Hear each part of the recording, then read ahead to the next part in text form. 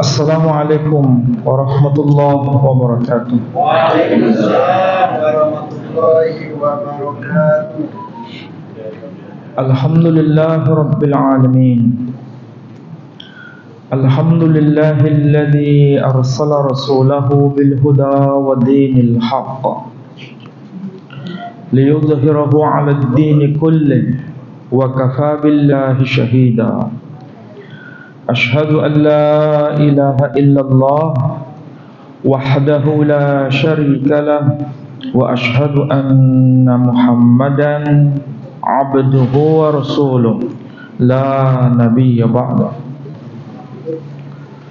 Qala Allah ta'ala fil Qur'anil aziz, a'udzu billahi minasy syaithanir rajim. Bismillahirrahmanirrahim.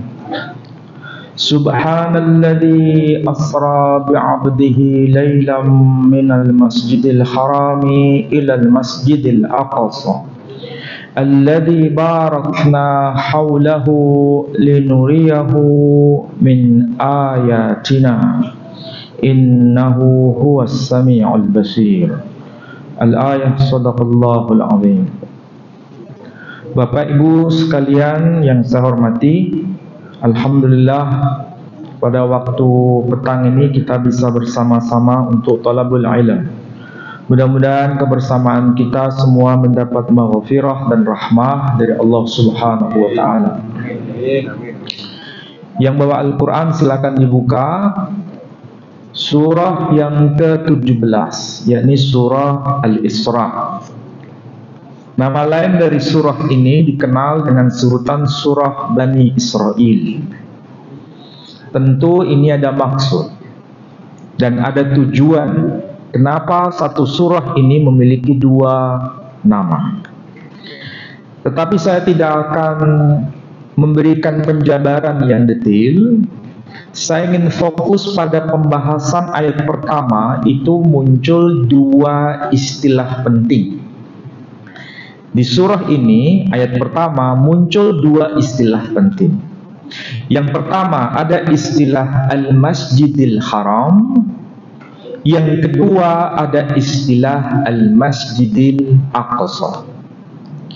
Kalau kita pernah belajar bahasa Arab level dasar, minimal diperkenalkan ada istilah Al-Ma'rifah.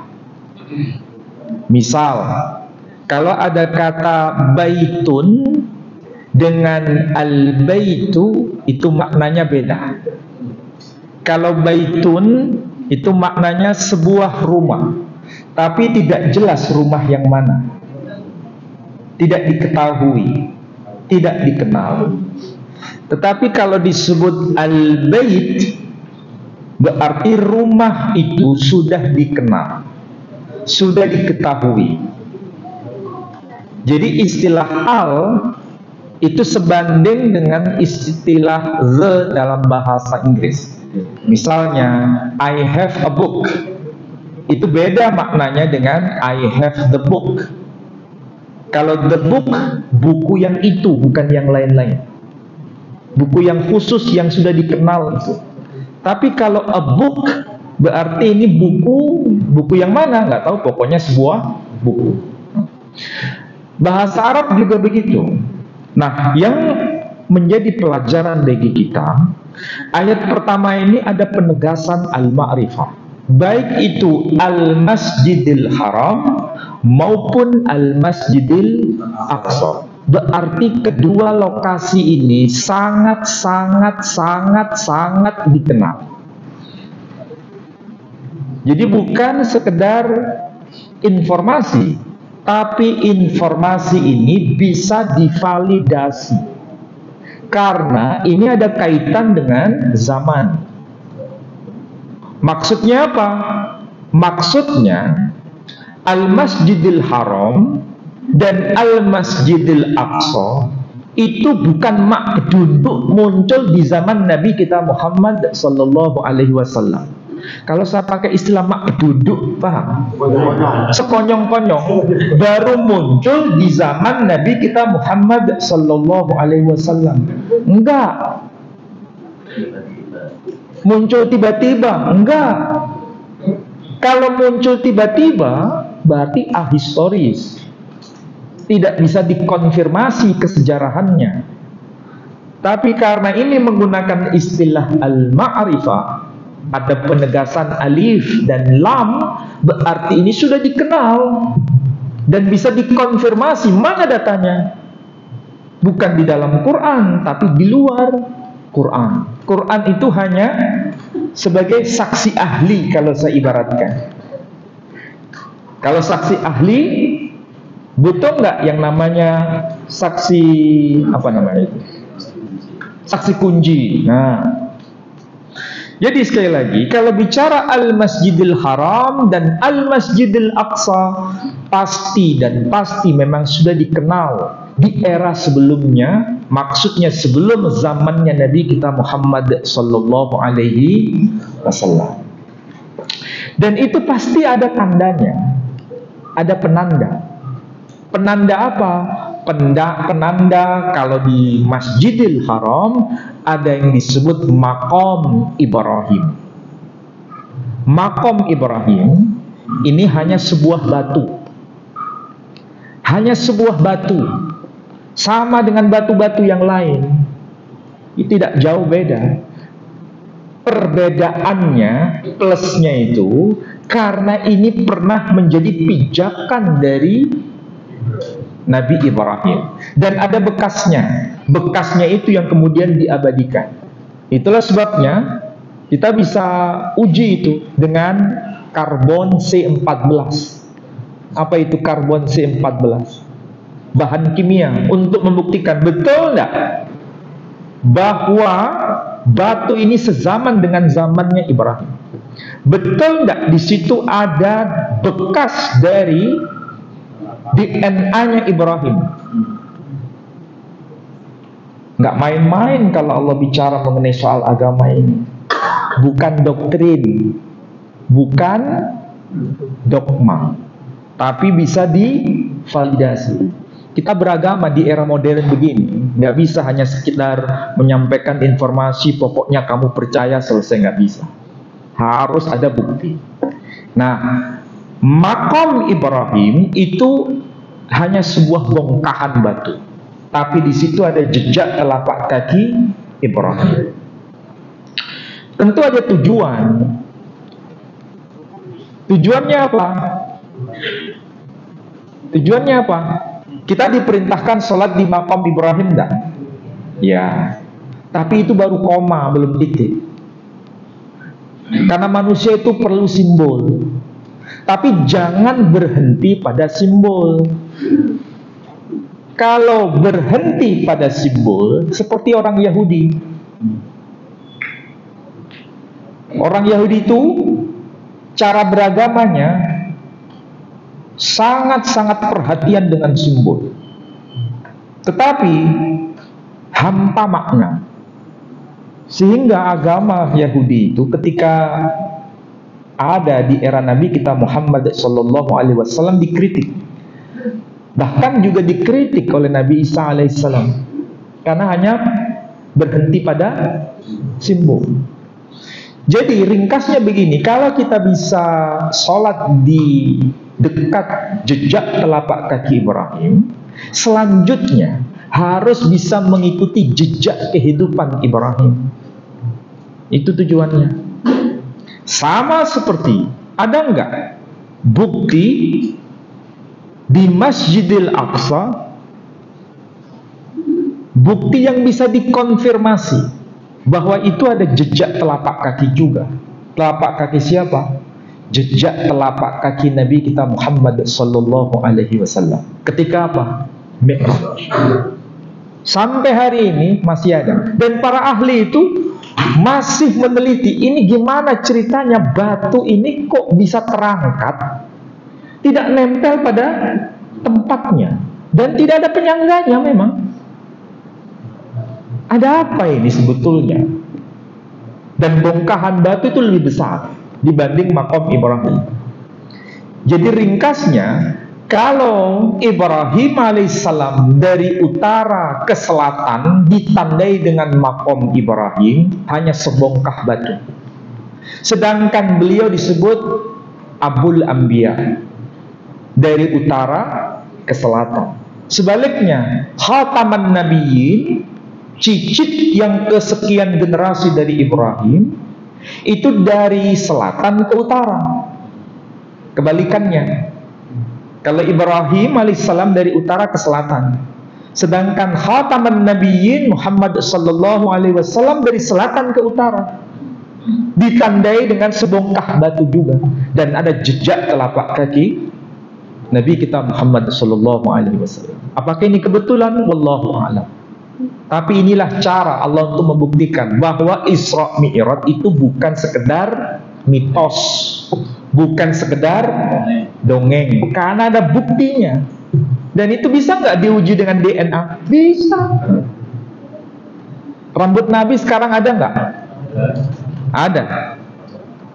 Tinggal diuji DNA-nya dengan bekas telapak kaki yang ada di bongkahan batu di Palestina itu. Kalau sama, berarti ini bukan sekedar cerita halu, tapi ini fakta real. Bukan sekedar mukjizat, tapi lebih dari itu, mukjizat plus. Karena apa? Bisa dibuktikan. Oke. Nah, sekarang kalau sudah seperti itu, ada penandanya. Kemudian, apa ada hubungannya dengan grand design dari Allah Subhanahu wa Ta'ala? Tahu grand design? Ya, istilahnya kalau bangun rumah itu ada apanya itu? Marketnya. Sebelum ada marketnya ada apa? Denahnya. Jangan sampai nanti bangun rumah ini kamarnya di ukuran sekian, nanti malah meleset, ya kan? Jadi itu yang dimaksud dengan blueprint atau grand design. Apakah betul dua lokasi ini ada grand design dari Allah Subhanahu wa Ta'ala? Kalau ditanyakan, ada, dan memang ada. Kita mulai dari apa yang saya baca. Kok nyambung dengan imam? Kayaknya hati saya dengan imam nyambung itu. Ketika baca apa? Bismillahirrahmanirrahim. Wattini wazzaitun watturi sinin wa hadzal baladil amin. Dan demi ojo gawang-gawang politik tuh. Wa hadzal baladil amin, dan demi negeri yang aman ini. Geografis mana yang dimaksud oleh Al-Quran ini? Dan demi negeri yang aman ini. Di mana itu lokasinya? Makkah. Pertanyaannya, ada enggak ulama ahli tafsir mulai generasi terdahulu yang disebut generasi salaf, kemudian dilanjutkan generasi khalaf, kemudian dilanjutkan dengan generasi kita sekarang, semua data terkait dengan tafsir mengenai apa makna wahadal baladil amin yang memberikan penjelasan selain Makkah, ada nggak? Ada nggak? Ada? Nggak ada. Semua satu bahasa, semua satu pendapat, semua satu suara. Tidak ada perselisihan. Padahal kalau kita bicara Al-Quran, apalagi kalau bicara mengenai hukum-hukum fikih melalui pembahasan ayat-ayat Al-Quran, ada nggak potensi berbeda pendapat di kalangan para ulama tafsir? Ada. Ada. Tapi kenapa dalam persoalan wahadal baladil amin justru tidak ada potensi untuk berbeda pendapat? Ini berarti ada sesuatu yang pasti bisa dikatakan kalau dalam ilmu hadis ini mutawatir, tidak mungkin ditolak karena memang satu pendapat dan memang ada hadisnya, dan hadis ini betul-betul tidak ditolak oleh para ulama. Tidak ada satupun ulama. Saya hanya minta satu. Saya minta satu saja, tunjukkan nama ulamanya dari generasi salaf, generasi khalaf, generasi mutaakhirin sekarang ada nggak satu orang yang mengatakan bahwa wahadal baladil amin tidak merujuk pada Masjidil Haram? Ada nggak? Nggak ada. Jadi Masjidil Haram, Makkah Al-Mukarramah itu dianggap sebagai negeri yang aman. Negeri yang aman. Dan di situ ada Baitul Haram, rumah Allah. Simbolnya adalah rumah Allah. Nama Allah diagungkan di situ. Maka keamanan itu harus ada. Nah, kemudian Al-Masjidil Aqsa. Di situ ada nggak rumah Allah? Ada. Makanya disebut Baitul Maqdis. Orang-orang non-Muslim menyebutnya bukan Baitul Maqdis, tapi Bait Hamiqdash. Jadi Baitul Maqdis, Bait Hamiqdash itu bahasa Ibraninya. Arabnya Baitul Maqdis. Di tempat itu ada situs suci, sama seperti di Makkah Al-Mukarramah. Situs sucinya ya Baitul Maqdis itu sendiri. Siapa yang membangun bangunan suci itu? Yang membangun adalah Nabi Sulaiman atau Raja Sulaiman. Pertanyaannya, apa makna dibalik nama Sulaiman? Ada yang namanya Sulaiman di sini? Ada? Sulaiman. Loh, bisa jadi loh, nama Sulaiman itu karena pengaruh Islam di Jawa. Sulaiman. Iya. Sulaiman. Sulaiman itu bukan asli bahasa Jawa itu. Itu pengaruh dari Islamisasi di Jawa. Dan itu kemudian diabadikan di Sleman. Karena orang Jawa kan susah mengatakan Sulaiman jadi Sleman. Abu Bakar, Umar, Utsman, Ali. Jadi Abu Bakar, Umar, Utsman, Ali. Apakah asli bahasa Jawa? Bukan. Itu bahasa khas Islam yang mempengaruhi Jawa. Sama seperti orang Jawa ketika mengatakan Arjuna, Bima, Nakula, Sadewa. Dari mana itu berasal? Apakah asli Jawa? Bukan. Dari bahasa Sanskerta. Dari kata Arjun, Bim, Nakul, Sahadev, dan Yudhisthira. Orang Jawa kan susah mengatakan Yudhisthira, Yudhistiro. Bim jadi Bimo. Arjun jadi Arjuno. Nakul Sahadev jadi Nakulo Sadewo. Nah itu Jawa itu begitu. Alhamdulillahirabbil alamin jadi ngalamin. Ya kan? Kemarin waktu bedah kitab tafsir Al-Quran huruf Honocoroko, namanya Kiai Haji Ngabdul Muslim. Bukan Abdul tapi Ngabdul Muslim. Penerbitnya mana? AB Samsiah. Penerbit mana? Muhammadiyah. Saya tunjukkan, mana ada yang hadir? Ada? Oh, kayaknya nggak ada yang hadir. Di mana? Semamda, dekat Semamda itu, kampus Muhammadiyah. Yus kapan-kapan tak bawa no.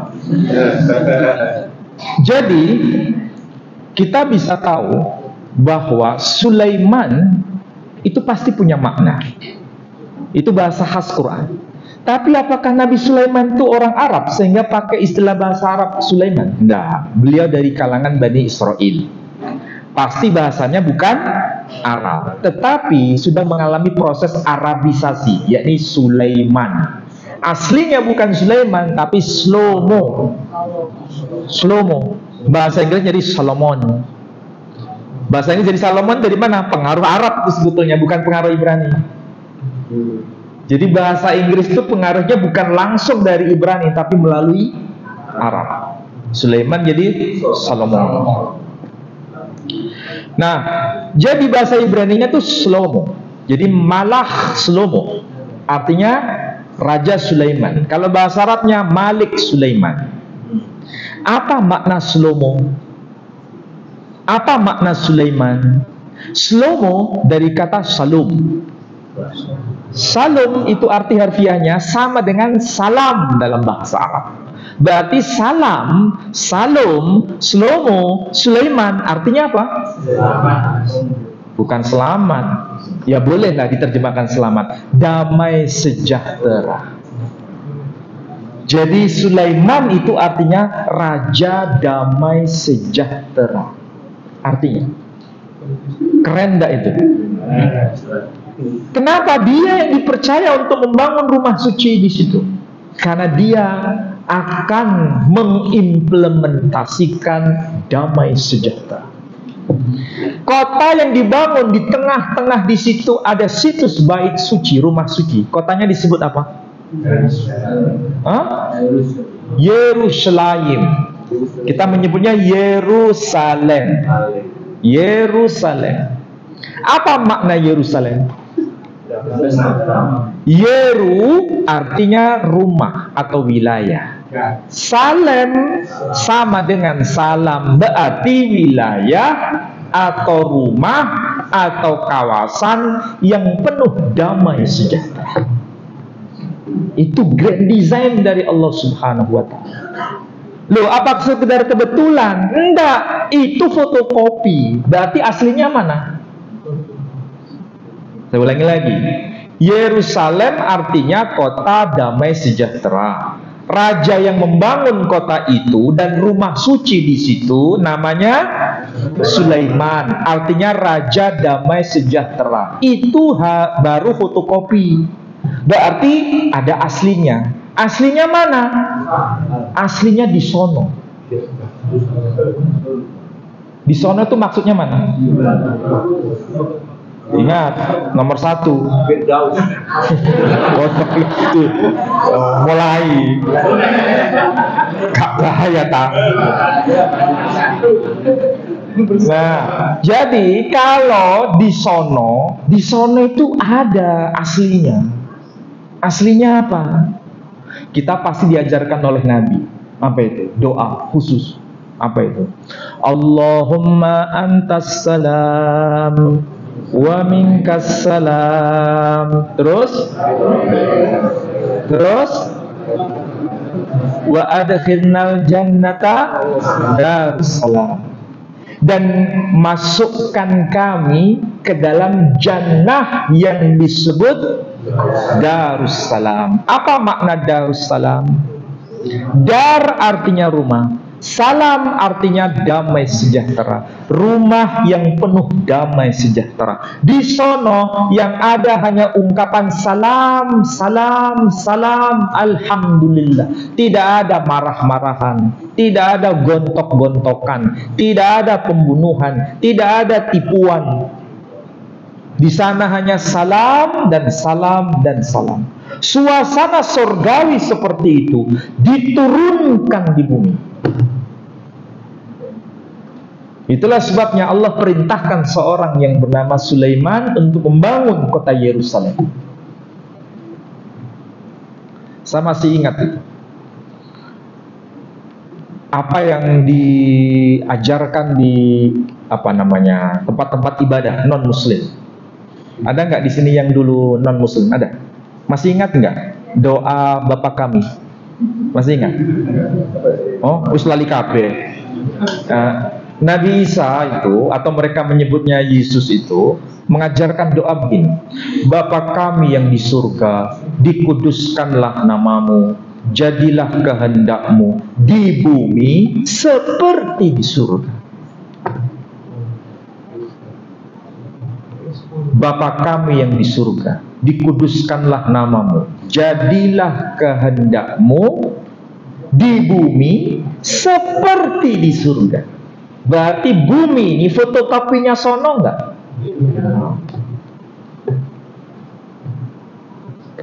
Jadi kalau ini ditarik cluenya itu memang semangat risalah para nabi itu ada jejaknya sebenarnya. Karena di surga itu dalam Al-Quran memang dijelaskan. Surga itu di dalam surah Al-An'am, surah yang ke-6. Ayat yang ke-127. Ya, 127 dikatakan lahum darussalam inda rabbihim. Bagi mereka, yakni orang yang soleh itu, diberikan ganjaran dari sisi Tuhannya. Bagi orang yang soleh, apa itu? Darussalam. Di sono dianugerahkan darussalam. Dan orang yang soleh itu dapat anugerah darussalam karena di sini dia sudah bertindak soleh dan harus mewujudkan kesalihan itu. Betul ya, ayat 127. Dan ini sesuai dengan yang dikatakan Quran sendiri. Yakni apa? Surah Al-Anbiya, surah ke-21, ayat yang ke-105. Bismillahirrahmanirrahim. Walaqad katabna fiz zabur min ba'dil dzikr annal arda yarithuha ibadiyas salihun. Dan sungguh telah termaktub di dalam kitab Zabur sebagaimana telah tertulis di Lauhil Mahfuz bahwa bumi ini sesungguhnya hanya diwarisi oleh orang-orang yang saleh. Lauhil Mahfuz itu di sini atau di sono? Di sono. Zabur itu di sini atau di sono? Di sini. Karena untuk apa? Untuk umatnya. Siapa yang mendapatkan Zabur itu? Daud. Zabur kepada Nabi Daud. Apakah ini hanya mitos Al-Quranul Karim bahwa Zabur itu untuk Nabi Daud? Apakah hanya ada dalam Quran? Tidak. Ternyata juga termaktub di luar Al-Quran. Sampai hari ini masih ada.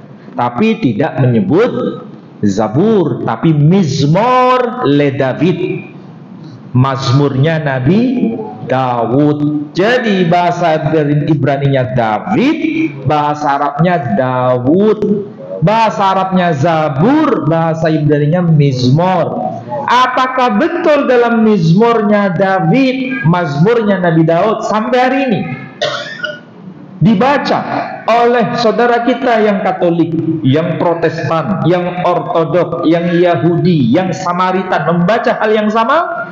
Jawabannya yes. Tapi bukan bahasa Arab, tapi bahasa apa? Ibrani. Bagaimana bunyinya? Shodikim yirithu eretz. Shodikim, orang-orang yang benar. Bukan solikin. Shodikim. Shodikim, bahasa Arabnya as-sodikun atau as-sodikin. Mirip gak dengan bahasa Ibrani? Iya, karena satu saudara. Ingat, wong Jawa sama Madura itu nenek moyangnya satu. Tretan dibi pada bayi. Monreng Madura ngocak lawang. Oh, orang Madura ngomong apa? Labeng, iya kan? Ingat itu. Kalau orang Arab dengan orang Israel itu satu nenek moyang. Bahasanya mirip. Makanya menyebut Shodiqin, Arabnya as-sodikun atau as-sodiqin, artinya orang yang benar.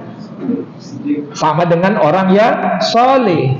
Yirethu, bahasa Arabnya yarithu. Mereka akan mewarisi. Mewarisi apa? Erej, Arabnya al-ard, artinya apa? Bumi.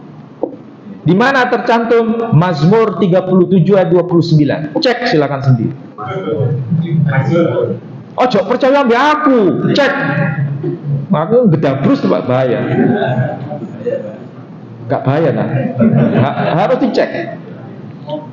Untuk kalau ingin bukti, ada tercantum begitu. Berarti ini bukan hanya informasi Al-Quranul Karim. Nah, ringkasnya begini. Di dua lokasi suci itu Allah bikin grand design. Jangan boleh ada sesuatu yang nista. Tidak boleh. Nah, makanya itu kalau kita haji maupun umrah itu di mana? Di Makkah, ya. Orang Yahudi itu juga berhaji, tapi tidak menyebut haji, hogi. Le hok shem namanya hok. Hak. Jim bahasa Arab Ibraninya jadi G. Hajar, hajar. Rijl kaki, mereka menyebut regel kaki. Ya, haji, hogi. Jadi J jadi G. Apa hogi? Ya haji sama. Tapi mereka berhaji salos regalim lehok Yerusalem. 3 kali mereka merayakan haji di kota Yerusalem. 3 kali. Bukan sekali. Kalau kita berapa? Sekali. Mereka 3 kali. Dan kalau menyebut begitu, ya wajar karena di situ adalah tempat pelaksanaan haji, ada Baitullah dan ada kota yang penuh damai sejahtera. Di Makkah juga sama. Pelaksanaan haji, ingat apa perintah Allah Subhanahu wa taala. Lihat itu dalam surah Al-Baqarah, surah kedua, ayat 197. Al-hajju ashhurum ma'lumat. Haji itu telah ditetapkan bulan-bulannya, ya. Ditetapkan. Kenapa ditetapkan? Karena ada tujuan.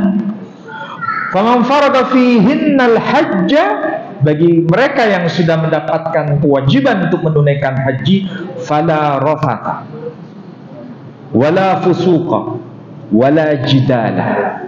Intinya tidak boleh berkata-kata kotor, tidak boleh menghujat, tidak boleh jidal, berdebat yang tanpa guna.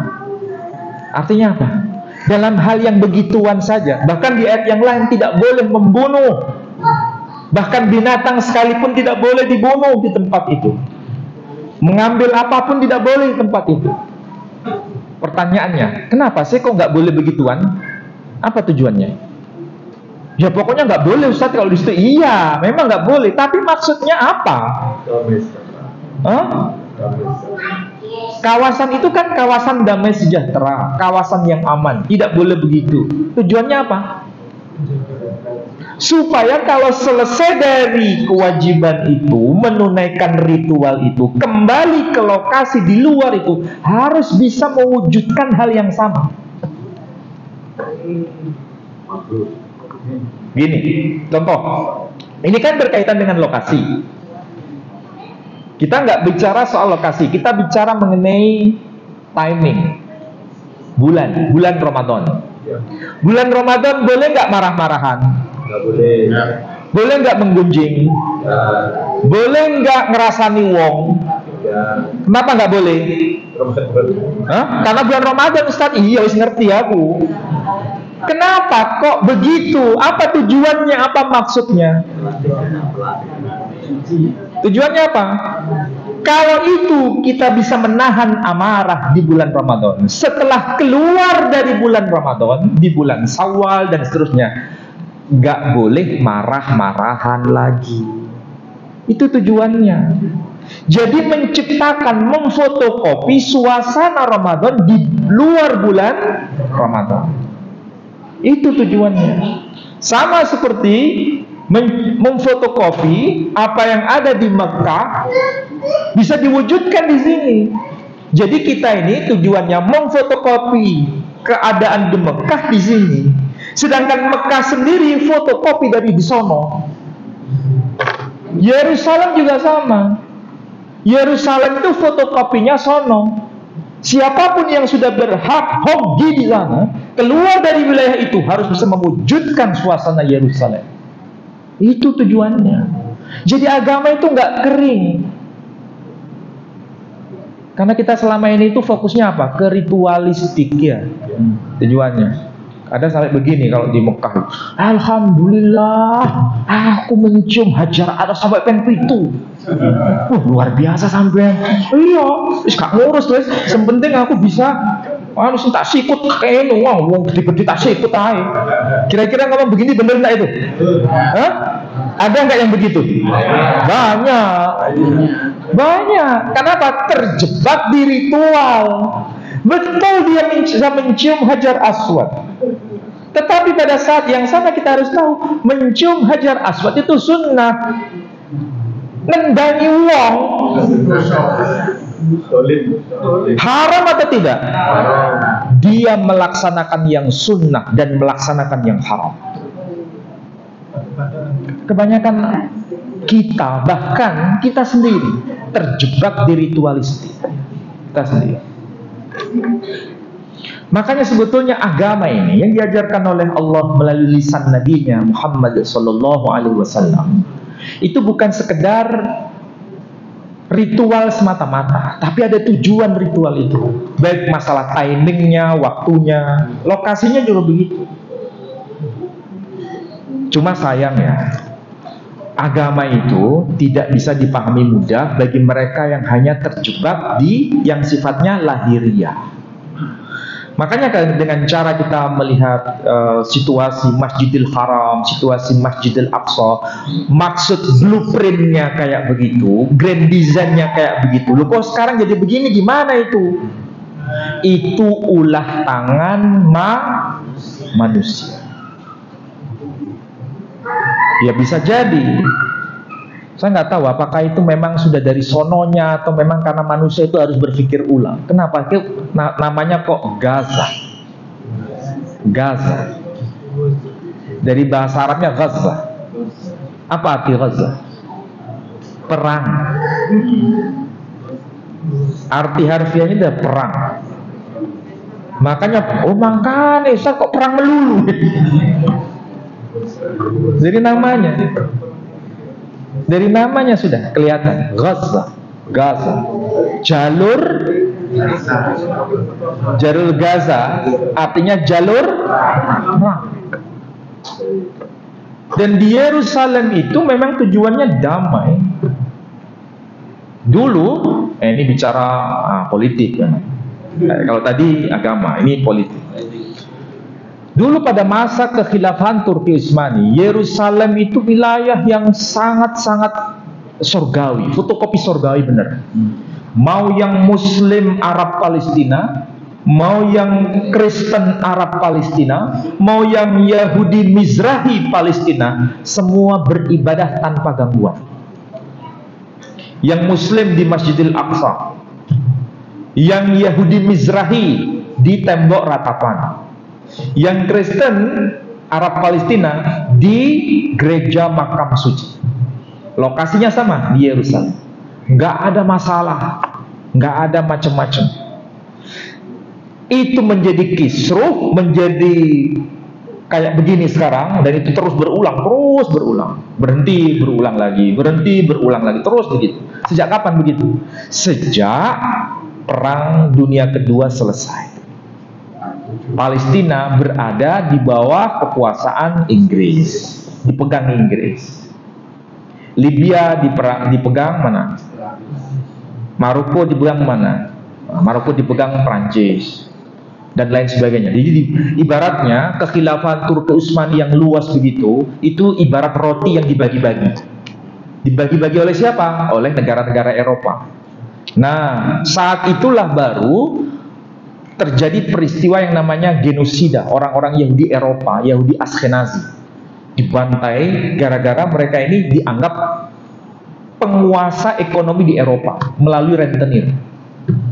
Akhirnya apa? Hitler tidak terima dengan itu, maka mereka harus dibumi hanguskan. Sisanya lari kemana-mana. Nah, itu mendapatkan simpati dari negara-negara Eropa yang lain, Inggris termasuk. Wes, kalau begini ceritanya, kamu bisa pergi menyelamatkan diri. Dikasih 4 opsi.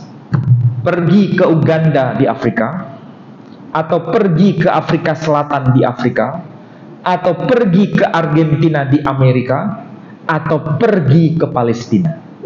Nah, mereka pilih apa? Palestina. Awalnya diterima sebagai pendatang. Lama-lama bukan menjadi pendatang, malah menjadi penguasa di situ. Yang asli malah diusir. Bahkan orang Yahudi Mizrahi itu dipinggirkan. Sampai tahu bedanya Yahudi Ashkenazi dengan Yahudi Mizrahi? Nggak tahu. Yang Yahudi Mizrahi itu yang pakaian hitam, ya, ininya cabangnya panjang, kemudian pakai topi, Ya, kemudian memakai sal Palestina,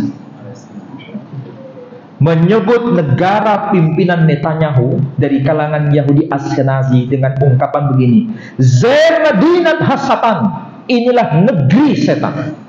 Yang ngomong begini siapa? Muslim? Bukan. Kristen? Bukan. Yahudi sendiri. Saya punya teman kayak begini, orang Yahudi, tapi ini negara bukan negara berdasarkan Torah, ini berdasarkan nafsu Zionisme. Jadi antara Zionisme dengan Judaisme itu berbeda. Jadi Zionisme itu politik, Judaisme itu agama. Makanya di sana LGBT legal, minuman keras legal. Secara hukum Taurat tidak boleh. Jadi kalau begitu, ini negara agama atau negara sekuler? Sekuler. Negara sekuler. Hanya mau ateis pun boleh hidup di sana, asal Yahudi. Maksudnya Yahudi itu bukan agama Yahudi, darah Yahudi maunya. Bahkan Yahudi KW.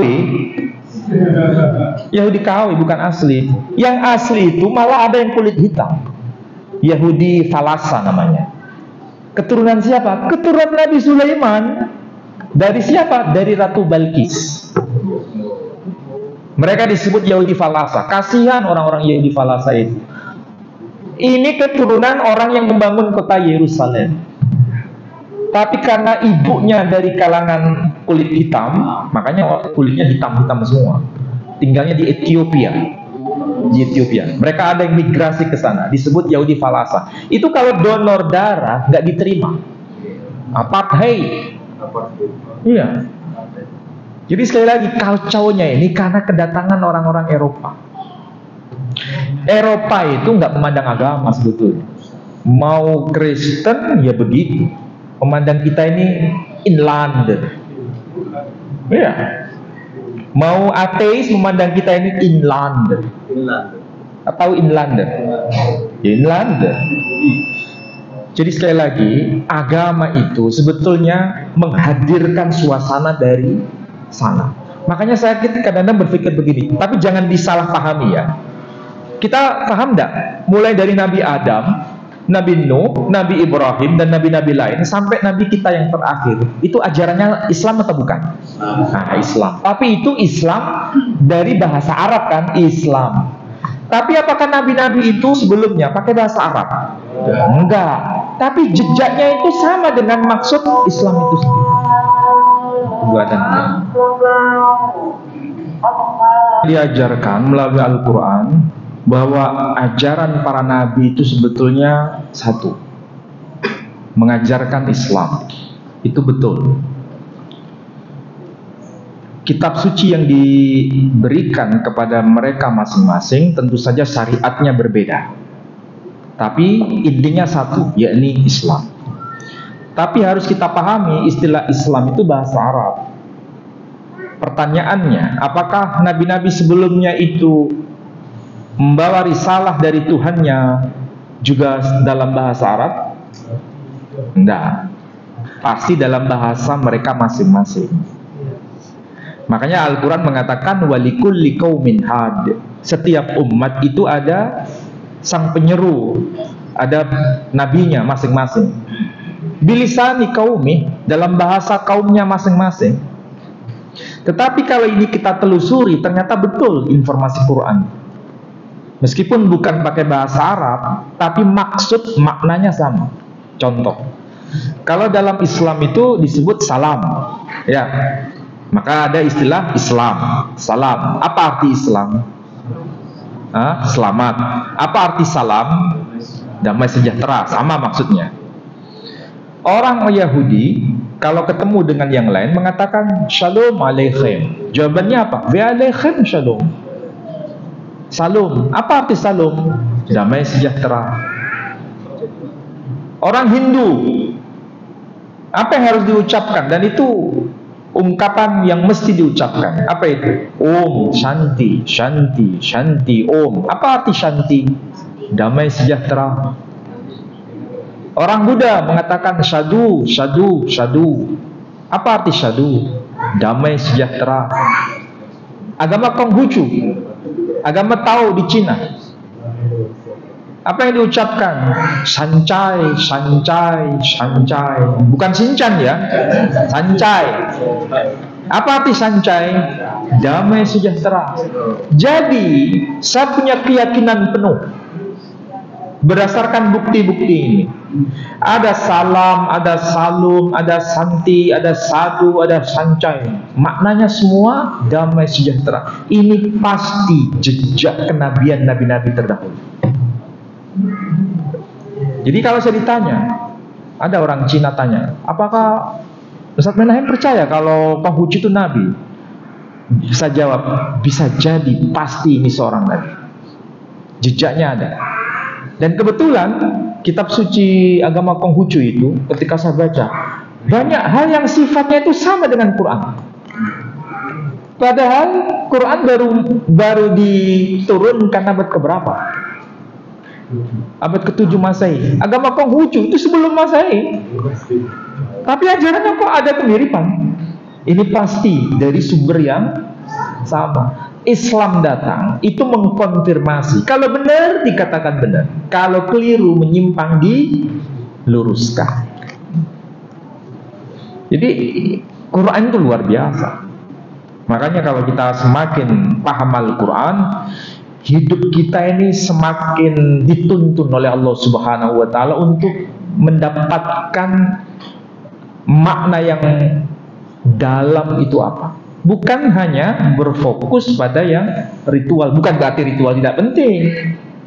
Kenapa kita sebelum menyudahi sholat diharuskan membaca Assalamualaikum warahmatullah, Assalamualaikum warahmatullah di dalam sholat?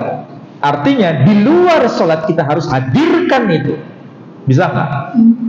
Kalau enggak, sholat hanya sekedar rubuh gedang, bukan sholat yang dimaksudkan. Jadi itu tujuannya. Jadi kalau kita bisa menahan sesuatu di luar itu, harus bisa menahan. Itu tujuannya. Mudah-mudahan yang saya sampaikan dengan bahasa sederhana ini bisa dipahami oleh Bapak Ibu sekalian. Baik, ada yang tanya? Untuk di Palestina sekarang, untuk yang saat ini di Palestina sekarang ini, ataupun pada saat damai dalam tanda petik, itu umat Islam bisa beribadah di Masjidil Aqsa. Itu pertama. Yang kedua, menyambung yang disampaikan Ustaz tadi mengenai di suatu kaum itu pasti ada pengutusnya atau dijulurkan semacam. Nah, kita lihat atau mungkin di daerah-daerah pedalaman entah di Indonesia atau di luar negeri itu kan pasti ada suku yang terasing. Nah, itu apakah Islam hadir di sana dalam bentuk apa? Terima kasih.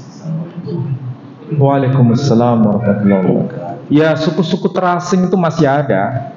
Masih ada. Bukan hanya di luar Indonesia. Di Indonesia itu masih ada suku-suku terasing. Tetapi suku-suku terasing ini kebanyakan belum mendengar risalah Islam ini karena kita kurang peduli dengan mereka. Kita kurang peduli. Sementara yang non-muslim sangat-sangat peduli. Jadi kita kalah start, kalah hirohnya kalah. Kita kebanyakan dakwah di perkotaan, tidak pernah dakwah di pedalaman, jarang sekali. Nah, suku-suku terasing ini kalau belum mendengar risalah Islam, maka mereka itu sesuai dengan yang diterima oleh sebelumnya. Bagaimana? Gini contoh kasusnya. Kalau itu menjadi riset penelitian ya, para antropolog. Mereka itu ketika mewawancarai orang-orang suku pedalaman itu, ada pemujaan. Tapi ketika ditanya, memuja siapa? Memuja dewa yang tunggal. Siapa seperti di Papua atau di daerah Sulawesi itu ada suku terasing juga, menyebutnya Puang Matoa. Apa itu Puang Matoa? dia yang maha mutlak, nggak bisa digambarkan.